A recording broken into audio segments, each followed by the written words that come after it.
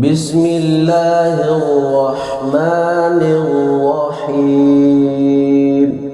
أرأيت الذي يكذب بالدين فذلك الذي يدعو اليتيم ولا يحض على طعام المسكين فويل للمصلين